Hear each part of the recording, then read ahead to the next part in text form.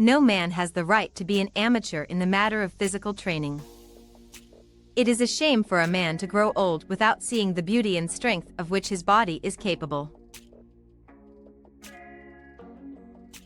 Surely a person of sense would submit to anything, like exercise, so as to obtain a well-functioning mind and a pleasant, happy life.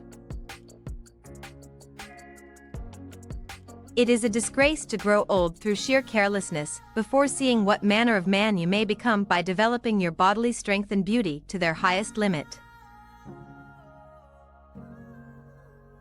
The secret of change is to focus all of your energy not on fighting the old but on building the new. The results of physical fitness are the direct opposites of those that follow from unfitness.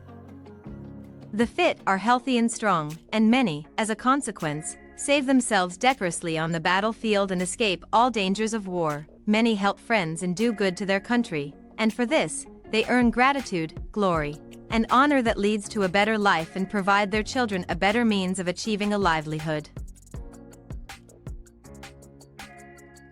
The unexamined life is not worth living. To find yourself, think for yourself. Worthless people live only to eat and drink. People of worth eat and drink only to live.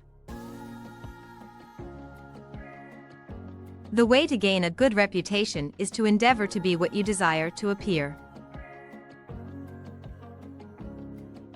Why, even in the process of thinking and not using our body, it is a matter of common knowledge that grave mistakes may often be traced to bad health. And because the body is in a bad condition, loss of memory, depression and discontent often attack the mind so violently as to drive out whatever knowledge it contains. True wisdom comes to each of us when we realize how little we understand about life, ourselves, and the world around us. Besides, it is a disgrace to grow old through sheer carelessness before seeing what manner of man you may become by developing your bodily strength and beauty to their highest limit. But you cannot see that if you are careless, for it will not come of its own accord. But a sound and healthy body is a strong protection to a man, and at least there is no danger then of such a calamity happening to him through physical weakness. On the contrary, it is likely that his sound condition will serve to produce effects the opposite of those that arise from bad condition.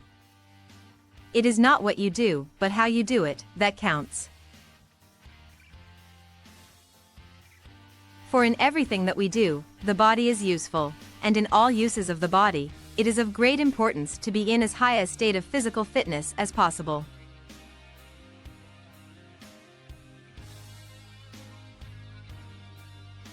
We should not exercise the body without the joint assistance of the mind, nor exercise the mind without the joint assistance of the body.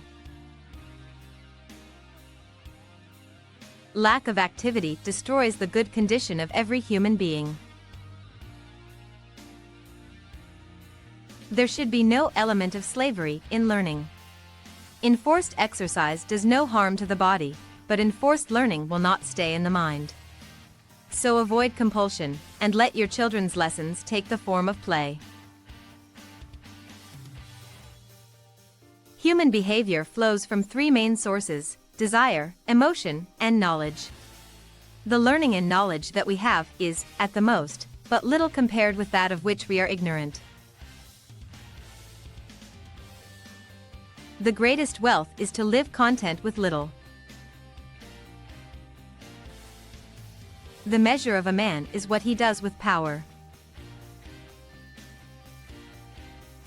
For a man to conquer himself is the first and noblest of all victories. Knowledge without justice ought to be called cunning rather than wisdom.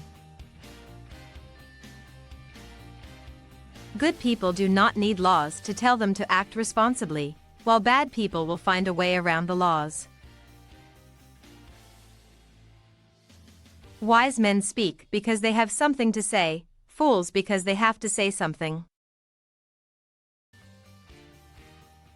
There are two things a person should never be angry at: what they can help, and what they cannot. Day by day, what you choose, what you think, and what you do is who you become. Everything flows, and nothing abides, everything gives way, and nothing stays fixed. Don't explain your philosophy. Embody it. Make the best use of what's in your power and take the rest as it happens.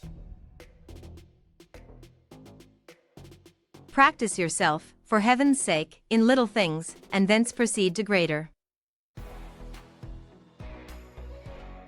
The key is to keep company only with people who uplift you, whose presence calls forth your best. There is nothing impossible to him who will try. Through every generation of the human race, there has been a constant war, a war with fear. Those who have the courage to conquer it are made free, and those who are conquered by it are made to suffer until they have the courage to defeat it, or death takes them. Without knowledge, skill cannot be focused.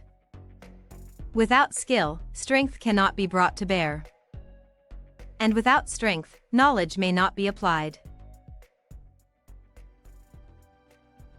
There is something noble in hearing myself ill-spoken of when I am doing well. It is a true man's part not to err, but it is also noble of a man to perceive his error. The greater the difficulty, the more glory in surmounting it. I count him braver who overcomes his desires than him who conquers his enemies, for the hardest victory is over the self. We are what we repeatedly do. Excellence then is not an act, but a habit. The ultimate value of life depends upon awareness and the power of contemplation rather than upon mere survival. Moral excellence comes about as a result of habit.